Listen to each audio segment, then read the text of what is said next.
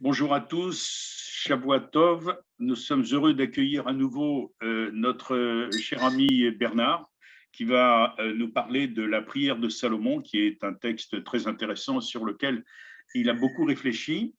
Alors, sur le plan technique, je vais donc fermer tous les micros et Stéphane, si tu veux bien, tu vas réouvrir ton propre micro. De plus, à la demande d'un certain nombre de participants, je vais projeter, je vais faire un partage d'écran, c'est-à-dire que je vais projeter le texte de la conférence de Bernard sur l'écran, de telle sorte que tout le monde puisse suivre en même temps. Et vous avez toute la possibilité, évidemment, de mettre en gros plan le visage de Bernard, ou, etc., d'avoir une autre configuration sur votre écran. Donc, je vais dans un premier temps d'abord, je vais fermer tous les micros et Stéphane, tu ouvres le tien. Alors, c'est ouvert. Tous, voilà, les micros seront coupés. Voilà. Et je vais faire le partage d'écran. Alors, écran partagé.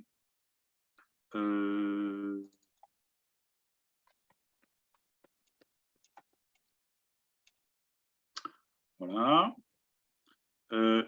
Et Stéphane, bah, tu peux y aller.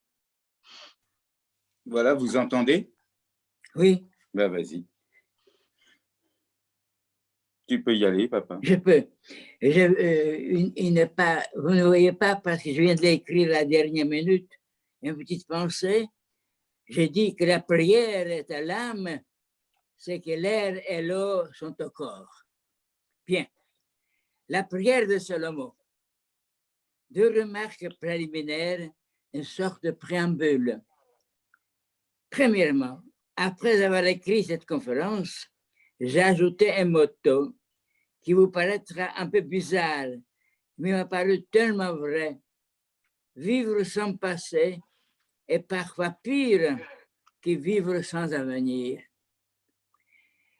Deuxièmement, la forme que j'ai donnée à cette conférence, son style, son expression, n'est pas tout à fait cartésienne. Elle ressemble plutôt à une page du Talmud, où un mot appelle un autre mot, une phrase une autre phrase. Et comme dans une page du Talmud, ma conférence comporte des digressions, des remarques et des sous-remarques. J'ajouterai encore que j'ai remplacé une petite partie rationaliste de mon exposé par une part émotionnelle. Je commence. Qui n'a pas rêvé, au moins une fois dans sa vie, de déplacer l'essai de l'impossible? Qui n'a pas succombé, au moins une fois dans sa vie, au charme et au leurre, souvent c'est la même chose, de la toute-puissance? Je parle bien sûr de la vie éveillée, consciente, totalement assumée, et j'exclus bien sûr les états d'hallucination ou de maladie. On n'a pas rêvé au moins, qui n'a pas rêvé au moins une fois dans sa vie adulte et consciente d'être pendant quelques temps, pendant quelques heures, pendant quelques minutes au moins, un James Bond?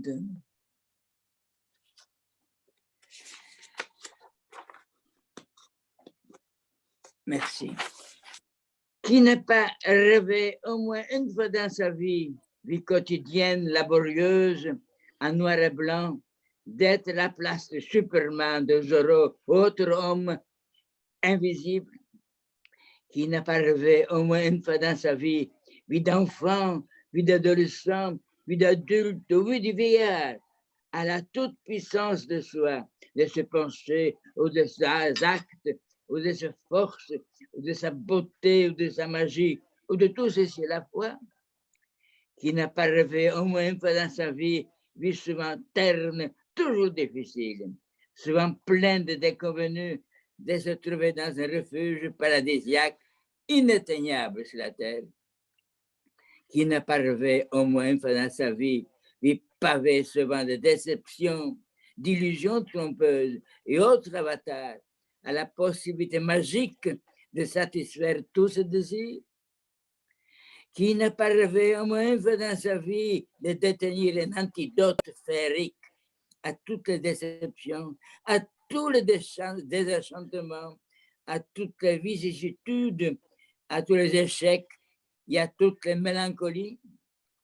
Qui, encore une fois, n'a pas rêvé, n'a pas désiré de repousser, de reculer l'essai de l'impossible, surtout nous, hommes mortels, qui sommes nos propres otages? Eh bien, aujourd'hui, je vais parler des réalisations d'un tel rêve. Mais auparavant, quelques remarques préliminaires concernant les deux sortes de rêves. Contrairement aux rêves rêvés, c'est-à-dire aux états de sommeil, qui sont des rêves absurdes, brouillés, illogiques, incohérents, les rêves éveillés sont élaborés, structurés, pas du tout oniriques, mais parfaitement intelligibles, tout en restant rêve et illusion. Deuxième remarque, une autre différence avec les rêves de sommeil réside dans le fait que si les rêves de sommeil accomplissent souvent les désirs que la réalité ou la société ou la loi interdisent, les rêves éveillés sont pratiquement et uniquement des rêves dépassant les possibilités matérielles ou les lois de physique régissant l'univers. Troisièmement, contrairement aux rêves de sommeil, qui sont des rêves individuels, autant de rêves qu'individus sur la Terre, les rêves éveillés peuvent être classés en une dizaine environ catégories. Par exemple, argent, beauté, pouvoir scientifique ou politique ou sportif, intellectuel, artistique, sexuel, etc. Quatrièmement, si les rêves de sommeil constituent la plupart du temps la réalisation d'un désir, les rêves éveillés restent la plupart du temps du domaine de l'utopie, une sorte de soupape de sûreté pour la pression qui s'exerce si la vie est dans la vie. Aujourd'hui donc, je vais vous parler des réalisations d'un tel rêve. Et remarquez que je ne commence pas mon récit par une était une fois, car il ne s'agit pas d'un conte, mais d'une réalité à laquelle tous les Juifs croient, certains durs comme fer, d'autres un peu plus mollement, d'autres encore tout en la considérant comme réalité, les classent dans le domaine virtuel. Imaginez donc que quelqu'un vous dise « Dis-moi ce que tu veux et je le ferai ». Imaginez encore que ce quelqu'un soit très puissant et très haut placé. Imaginez que ce quelqu'un soit le plus puissant qui existe dans l'univers. Imaginez que ce quelqu'un soit Dieu lui-même. Et que vous attendez de la bouche de Dieu, si j'ose m'exprimer ainsi, les paroles suivantes. Dis-moi ce que tu veux et je le ferai. Bien sûr, on a souvent rapproché les mythes et les rêves. Et en effet, le récit d'un rêve ressemble beaucoup à un mythe. Oui, la question fut posée. Je cite maintenant la Bible, Roi 1, paragraphe 3, verset 5. Salomon vit, dans un songe nocturne, apparaître le Seigneur, qui lui dit, demande, que dois-je te donner? Quelle fut, croyez-vous, la réponse de Salomon? Et tout d'abord, quelle pouvait être la réponse? Évidemment, on pense tout d'abord aux souhaits et désirs de santé, de réussite, de gloire, de puissance, d'amour, d'argent, d'intelligence, de pouvoir, d'immortalité. Gagne l'auto. Oui, l'inimaginable a eu lieu. Dieu lui-même a posé la question à Salomon. Dis-moi ce que tu veux, et je le ferai. Non, ce n'était pas un rêve ordinaire. Dieu avait l'habitude d'apparaître en songe aux personnages bibliques. Il ne faut surtout pas confondre la vision de Salomon avec la théorie psychanalytique des symboles chez la Freud et à ses successeurs. Il ne s'agit pas du tout d'une interprétation analytique d'un rêve pour déchiffrer par effraction l'inconscient de Salomon. Il n'y a aucun objet dans ce rêve pour effectuer une lecture freudienne d'interprétation basée sur des objets symboles. Il y a ici simplement cette question inimaginable, unique. Que veux-tu que je te donne? À cette question unique, la réponse, vous verrez, fut également unique. Dans la Bible, bien d'autres personnes avant Salomon ont adressé des prières à Dieu, prières exaucées, à moitié exaucées ou pas du tout exaucées. Par exemple, Anne, la très belle prière d'Anne, mère de Samuel, s'adressant à Dieu pour avoir un fils, ou la prière d'Abraham pour sauver Sodome et Gomorrhe, ou la prière de Moïse, Moshe Rabbeinu, s'adressant à Dieu pour sauver Israël après la faute de Vaudor, ou par exemple la prière tragique de David, le roi David, suppliant Dieu d'épargner l'enfant, le premier-né de Bézabé, mourant par la faute de David. Et parmi les prières post-bibliques, j'aimerais citer aussi une prière d'un personnage contemporain, celui du grand rabbin d'Israël. J'aimerais citer la prière du grand rabbin Rav Kook, Zichrono Livracha, présentant les errements de l'orthodoxie juive, laquelle, aveugle, n'a pas compris que l'avènement d'une patrie pour les Juifs, Eretz Israël, en 1948, après 2000 ans, a changé radicalement l'ordre des choses immuables depuis 2000 ans, lesquelles l'orthodoxie a voulu et veut toujours ghettoiser Israël en constituant, Continuons. à l'enfermer sans ouvrir aucune fenêtre dans la limite stricte de la Torah. Aucun diront même que 50 ans d'action sioniste ont été plus efficaces que 2000 ans de prière, pressentant donc ces errements. Rav Kook s'est démené toute sa vie, a prié toute sa vie, les rabbins, ses pères, ses collègues, de modifier leur attitude qui était bonne et appliquée avec succès pendant presque 2000 ans, car c'est un fait indéniable qu'Israël n'a pas survécu à un si long exil que grâce à sa foi, exclusivement grâce à sa foi. Mais avec l'apparition à l'horizon, pour la première fois depuis 2000 ans, d'une patrie pour les Juifs, tout a basculé, tout a changé. Il s'est démené, Rav Kook. Il a prié afin que l'attitude et la tradition orthodoxe vis-à-vis de la science, par exemple, se résume non pas à un oui, mais plutôt à un d'accord si. Accord pour la prétention de la science à être une vision authentique de la réalité, une pensée objective et vraie. Si cet accord est assorti de 3 conditions. 1. Refus de la sorcellerie sous toutes ses formes. Eh bien oui, je vous invite à ouvrir les yeux et regarder autour de vous. Deuxièmement, refus de l'aliénation de l'homme par l'idéologie. Exemple néfaste et cruel, 20e siècle, URSS, Hitler et d'autres. Troisièmement, maintien des sciences à leur juste valeur, c'est-à-dire à périphérie de la vérité. Ces centres de vérité restant toujours la Torah, révélée par Dieu, révélation qui ne peut être expliquée par la science et qui ne s'est jamais expliquée par la science, comme l'existence de pourquoi de l'univers, pourquoi son existence.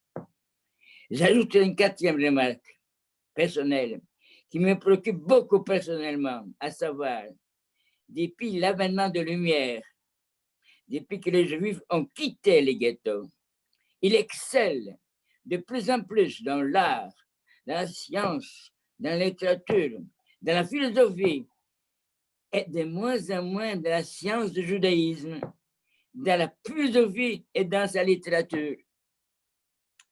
Et dans son ardente prière, je reviens vers Rav Kook souligne que le progrès fantastique de la science qui entraîne un changement considérable dans l'aspect humain et une modification notable de ses exigences et ses aptitudes nécessite de la part du judaïsme, sous peine des étiolements de cette merveilleuse plante 4 fois millénaire, non pas une autre modification de son essence, mais le changement de sa formulation, figée depuis 4 siècles.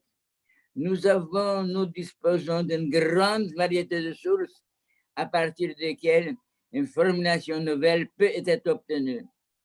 Et je remarque avec tristesse, et même avec désarroi, que les 2 branches les plus dynamiques du judaïsme ont commis presque en même temps 2 grosses erreurs. L'orthodoxie, comme je le dis tout à l'heure, laquelle n'a pas compris que l'avènement d'une patrie sur la terre ancestrale, après 2000 ans d'exil, changeait fondamentalement les demandes et nécessitait un changement aussi révolutionnaire que le passage de la période biblique à la période talmudique, et ensuite de la période talmudique au code de Shulchan Aruch. Petit b, et le mouvement sioniste, lequel, hélas, voulait démarrer à zéro, faisant table rase de 2000 ans d'histoire en se coupant, voire en ridiculisant même les enseignements de la Torah écrite et orale. Les uns, donc, privilégiaient la lettre de la loi, négligeant totalement l'esprit. Les autres voulant sauver l'âme au détriment du corps, oubliant que sur cette terre, l'âme ne peut exister sans son support, sans le corps. Ces différentes prières exaucées, comme celle d'Anne ou de Moïse, non exaucées comme celle d'Abraham et de David, ou pendantes, toujours pendantes comme celle de Rav Kook, si belles et poignantes qu'elles étaient somme toute banales.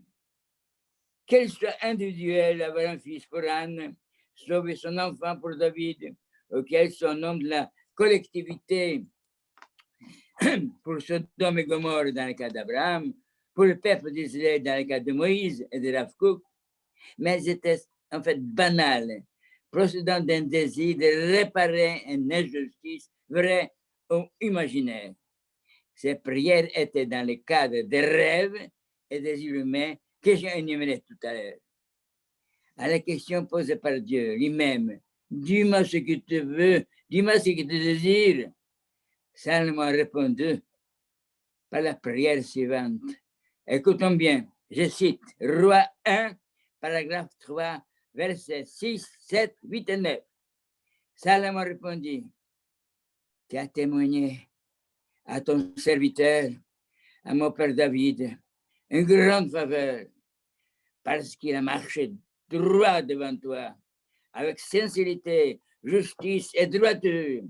Et il y a continué cette faveur insigne en lui donnant un fils, son successeur sur le trône, comme il est aujourd'hui, maintenant. Donne donc à ton serviteur l'intelligence de cœur.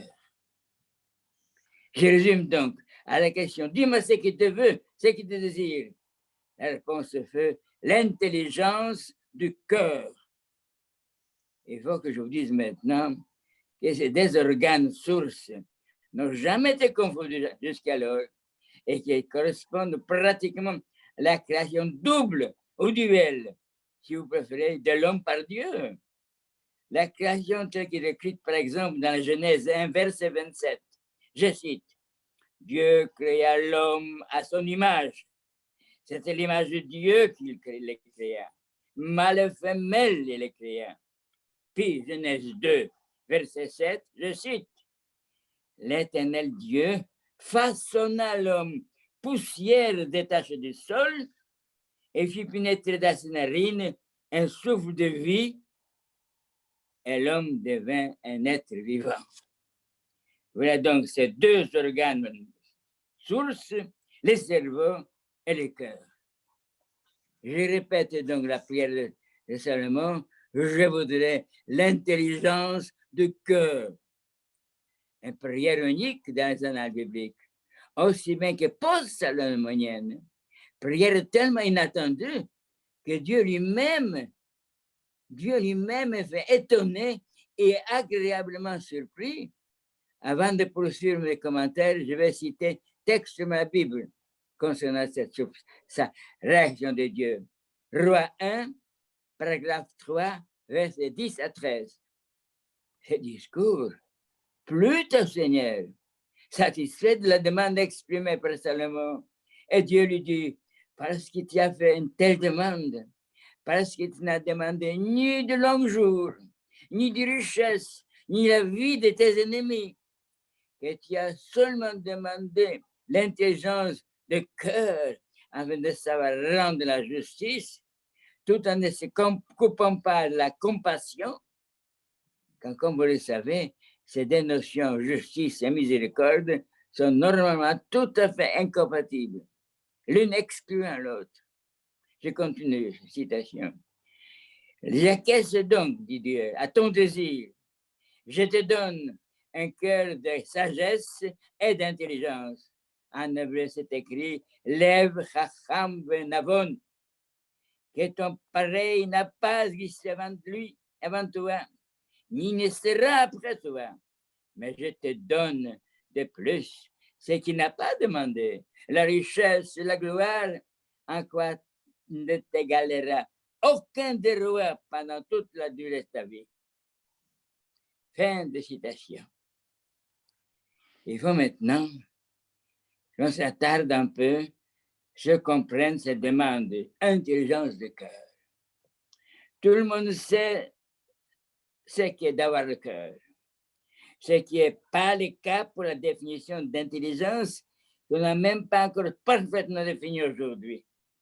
Si tout le monde est d'accord avec la notion de sentiment, très peu la même notion d'intelligence. Je résume. Côté cœur, siège de sentiment, de la sensibilité, de l'affection, siège de l'amour et de la bonté, siège de sens moral, cœur, centre de toutes choses. Tout le monde connaît les expressions à cœur ouvert, à cœur joie, avoir de cœur, avoir à cœur, avoir le cœur à, avoir le cœur de, venir de cœur, cri de cœur, etc. Ceci dans toutes les langues du monde. La Bible elle-même est placée sous son signe.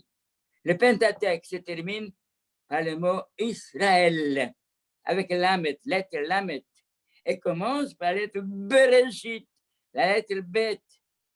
Là, qui ensemble font le mot lève, qui signifie cœur. Petit b et l'intelligence. Il y a des dizaines de textes et des dizaines de définitions que j'ai consultées. Les médecins, et notamment les psychiatres, la définissent comme la capacité globale ou complexe de l'individu d'agir dans un but déterminé, de penser de manière rationnelle et d'avoir des rapports utiles avec son milieu. Peut-on parler de l'intelligence comme une fonction spécifiquement humaine? Oui, sûrement, à condition de se placer dans la capacité qu'a l'intelligence humaine, et rien qu'humaine, de construire d'objets abstraits et de construire des systèmes et de l'univers autre que celui de réel. L'intelligence humaine est donc à mi-chemin entre l'intelligence animale, et dans ce cas-là, on fait des comparaisons en soulignant les différences, et l'intelligence divine, et dans ce cas-ci, on fait des comparaisons en soulignant les ressemblances. Il y a peut-être aujourd'hui, au XXIe siècle, un troisième pôle de comparaison, en dehors des animaux et la divinité. Je vais parler de machines, et notamment des ordinateurs. Mais comme ils sont l'œuvre de la création des hommes, je préfère les assimiler en tant que petits frères pour le moment de l'intelligence des hommes. L'intelligence des machines évolue grâce à l'homme et réciproquement. Une définition qui me plaît beaucoup est celle de Jean Piaget, psychologue et philosophe suisse. Selon Piaget, l'intelligence est un acte mental, c'est-à-dire une action intériorisée, une action réalisée virtuellement. Contrairement à une action matérielle, c'est une action toujours réversible, l'action mentale. Réagir uniquement avec son cœur, ça ressemble plutôt à un acte chrétien. Réagir uniquement avec son intellect, avec l'intelligence pure, c'est tout à fait grec. L'intelligence du cœur, c'est la réponse juive. Rappelez-vous l'interprétation divine que j'ai citée tout à l'heure. Ça va rendre justice. Juge avec amour et miséricorde. Je vous fais remarquer que la douleur la plus intense, la plus insupportable est celle causée par l'injustice. Et si vous avez des enfants, vous savez que même les petits-enfants l'éprouvent quand ils s'écrient « ce n'est pas juste ».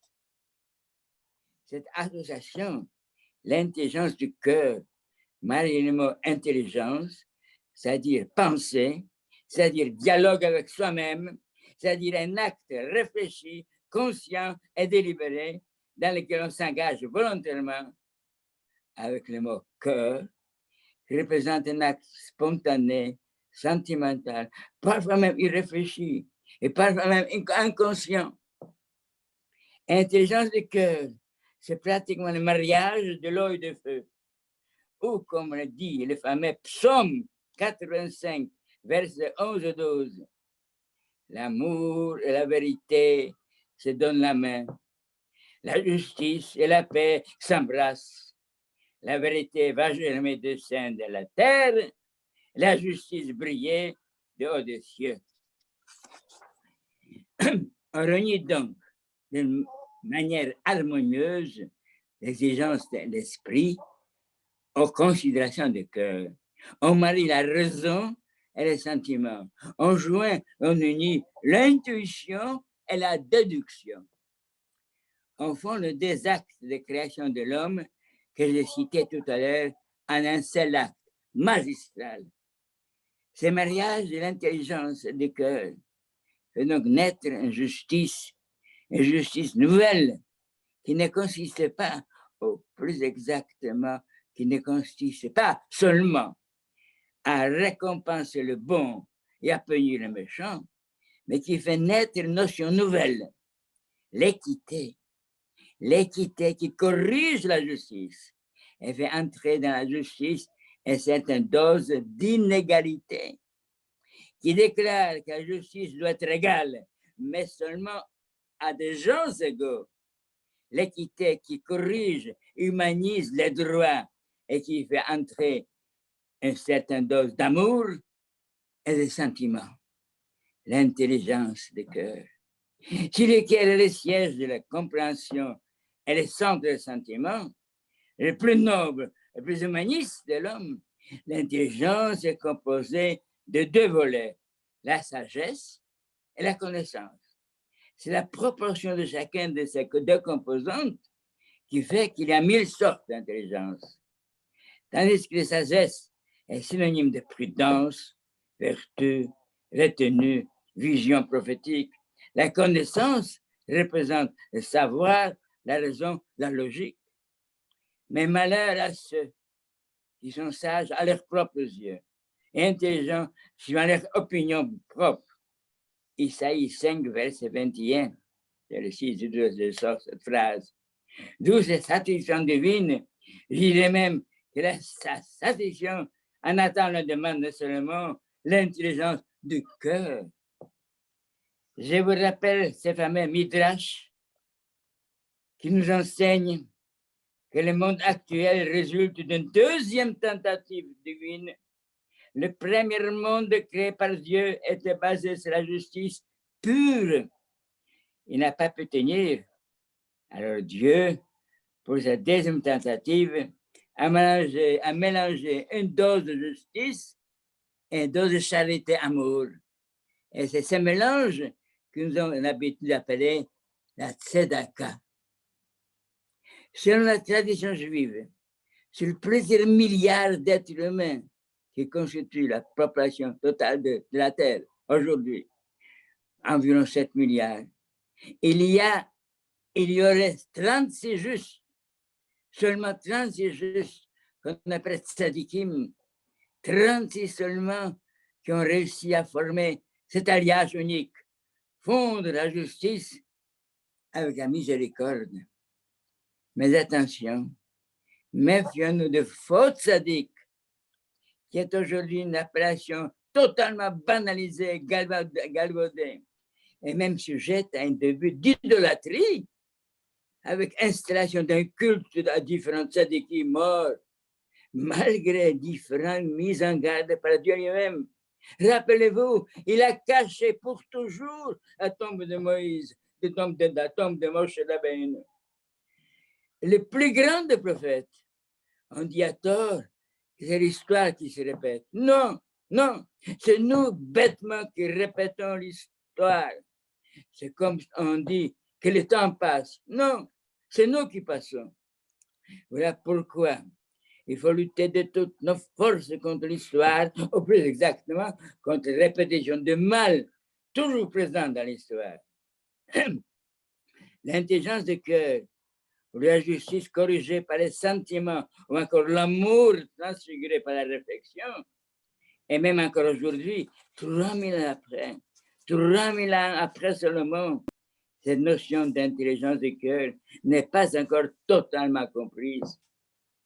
Je vais prendre comme exemple le grand médecin psychologue ou philosophe américain William James, qui est le frère de Henry James, fondateur du mouvement appelé le pragmatisme, lequel séparait nettement les deux notions et considérait que l'intelligence issue du cerveau donne naissance à la science, et tandis que le sentiment issu du cœur est à l'origine des religions, et que la science et la religion, qui sont éternelles, ne doivent pas s'immiscer l'une dans l'autre. L'intelligence du cœur, être à la fois un homme de science attiré par le progrès, scrutant et cherchant à comprendre l'univers qui nous entoure, poursuivant la justice par-dessus tout, et de l'autre côté, s'interrogeant sur l'essence du monde, sa finalité, recherchant, aimant Dieu et surtout les hommes, ces créatures de Dieu. J'étais tenté d'arrêter là mon exposé. Une sorte d'happy quand même, mais pour des raisons que je vais expliquer, je vais terminer mon exposé sur quelques notes tristes et mélancoliques et qui vous laisseront peut-être un goût amer. 3 raisons m'obligent. D'abord, mon âge, j'ai 100 ans. Rappelez-vous la 4e saison de Vivaldi. Deuxièmement, la situation mondiale, vous le connaissez actuellement. Je constate en plus désemparés, atterrés, ahuris, que les mêmes, strictement les mêmes intelligences gauchistes occidentales qui soutenaient comme le fait, contre les faits et l'évidence, et ceci pendant 70 ans l'URSS, totalitaire, communiste. Cette même intelligence maintenant, soit avec les nazis, nazillons, et l'extrême droite antisémite, soit avec l'extrême gauche fascisante, aussi contre Israël. Et ce sont toujours les mêmes qui avaient justifié, applaudi la pendaison de Slansky, qui justifie, excuse la haine des Arabes contre les Israéliens, ou plutôt, je devrais dire, contre les Juifs. Et surtout, la 3e raison, la fin pitoyable de Salomon. Le roi Salomon, roi de la paix, Shalom Amelech, à qui l'on attribue Shirachirim, l'Ecclésiaste, le Proverbe, a failli. Lui qui a pratiqué toute sa vie la justice, Tzedek Tirdof, motif central de la Bible, et plus même, qui a pratiqué la justice corrigée par l'équité, a failli. Lui, oui, le roi Salomon, à qui Dieu avait donné l'intelligence du cœur et dont a renommé s'étendait depuis l'Euphrate jusqu'à l'Éthiopie, a failli. Oui, le roi Salomon, qui, comme j'ai déjà dit ça, composait 3 000 paraboles, 1500 poésies, dont la sagesse était si grande que tout le peuple et tous les rois de la terre de l'époque avaient entendu parler de lui. C'est si on lit dans le Roi 1, paragraphe 5, versets 10 et 14. Il a failli vers la fin de sa vie, sur le temps de sa vieillesse, que de très nombreuses femmes de Salomon, rappelez-vous, entraînaient son cœur vers Dieu étranger. Il servit à Starte, la divinité de Sidonien, et Mikam, l'impure idole des Ammonites. Roi 1, paragraphe 11, versets 4 à 8. Le roi Salomon, après avoir bâti le temple pour le Dieu d'Israël, unique Dieu de tous les hommes, après avoir d'une manière magnifique et noble consacré le temple à Dieu, je cite Roi 1, je suis obligé, tellement c'est beau. Roi 1, paragraphe 8, versets 25 à 44, demi-page. Salomon dit, écoutez bien cette prière. Éternel, Dieu d'Israël, nulle puissance n'est égale, ni là-haut dans le ciel, ni sur la terre ici-bas. Mais est-ce qu'en vérité Dieu résiderait sur la terre, alors que le ciel et tous les cieux du monde ne sauraient le contenir? Combien moins que cette maison que je viens d'édifier. Tu accueilleras cependant, d'Éternel, mon Dieu, la prière et les supplications de ton serviteur. Que tes yeux soient ouverts nuit et jour sur la maison que j'ai bâtie. Tu attendras les supplications de ton serviteur et de ton peuple Israël. D'où du ciel tu résides où tu résides, tu les écouteras et te pardonneras. Tu pardonneras les péchés et tes serviteurs et de ton peuple Israël.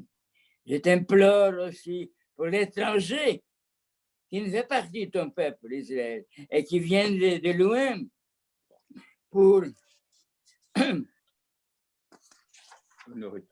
honorer ton nom. T'attendras des ciels ton auguste résidence et tu exauceras le vœu qui t'adresse à l'étranger, afin que tout le peuple du monde connaisse ton nom, qui te révère comme ton peuple Israël, et qui sache quelle est source, sous l'invocation de ton nom, cette maison que j'ai bâtie. Il a noté d'ailleurs que les 3 éléments de notre expérience humaine, à savoir Dieu, le monde et l'homme, ont une essence unique. Bien entendu, l'un de ces éléments étant essentiel, les 2 autres sont considérés comme ses manifestations. Pour la philosophie, par exemple, et notamment pour la philosophie grecque, l'élément essentiel, c'est le monde, les 2 autres dérivant du premier. Pour la théologie, l'élément essentiel, c'est Dieu, les 2 autres dérivant du premier élément. Pour la philosophie moderne, l'élément essentiel, c'est l'homme, les 2 autres dérivent de sa conscience. Pour les Juifs, il y a une sorte de trinité, puis Dieu, le peuple juif, la terre d'Israël. Et je crois pratiquement au même niveau. Or, l'homme, presque tous les hommes sont faillibles. Et Salomon aussi. Oui, le roi Salomon a failli. Le roi Salomon, à qui Dieu a donné un très haut degré de sagesse et d'intelligence, une compréhension aussi vaste que les sables qui débordent la mer. Je cite le roi 1, paragraphe 5, verset 9.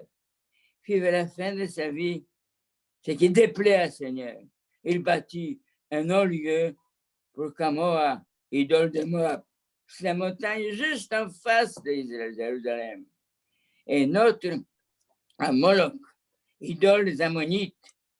Je cite ça de Roi 1, paragraphe 11, versets 6 à 8. Le roi Salomon a failli.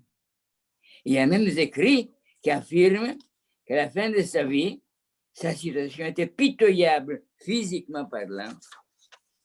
Et puisque j'ai beaucoup parlé de rêves, de songes et de désirs, alors permettez-moi encore une question.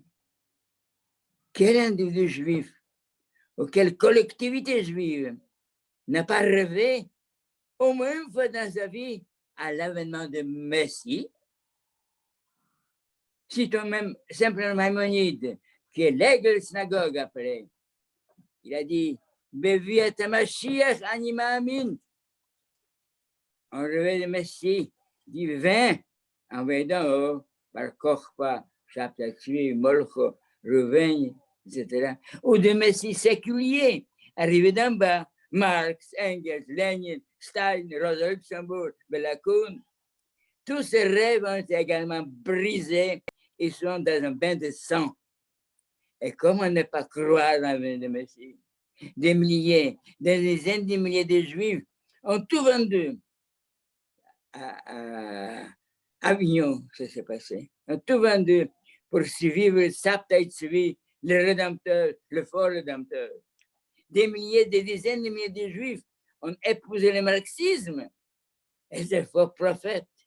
Et savez-vous que parmi 35 000 membres de la brigade internationale qui combattait encore Franco en Espagne, il y avait 2 juifs environ, soit 20% d'effectifs. Et peut-être à cause de cette croyance pluriafamiliaire, ils sont toujours là. Et à propos de l'amour, une dernière remarque. La morale et l'amour que les Juifs ont révélé au monde. Tu aimeras ton prochain comme toi-même. C'est dans la Bible, c'est écrit. Pour la première fois au monde, il y a près de 3000 ans, c'est écrit. La morale et l'amour que les Juifs, Jésus de Nazareth, et les Juifs, Saül de Tarse, ont essayé d'apporter aux autres peuples, aux gentils, n'a pas tenu, n'a pas pris. Et Véronique, qu'on croyait solide, et puis à jamais, s'est craquelé, puis a cédé totalement. Et il y a eu Auschwitz, la discipline qu'on appelle histoire. C'est peut-être tout simplement une chronique de injustice et misère humaine. Dieu a créé l'homme de la Bible à son image. Cette image a été détruite. C'est le visage de Caïn. Signe de Caïn après l'assassinat d'Abel. Et comme le dit Abraham Echel, cette marque de Caïn, c'est le visage des hommes, a fini pour effacer les ressemblances avec Dieu. Et j'ai envie de finir par 2 mots, 2 petits mots qui résument toute l'œuvre d'Elie Wiesel. Et pourtant, merci pour votre attention.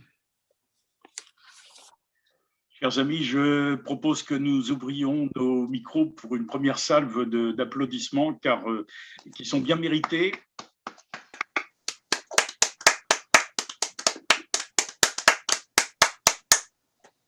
Merci, cher Bernard.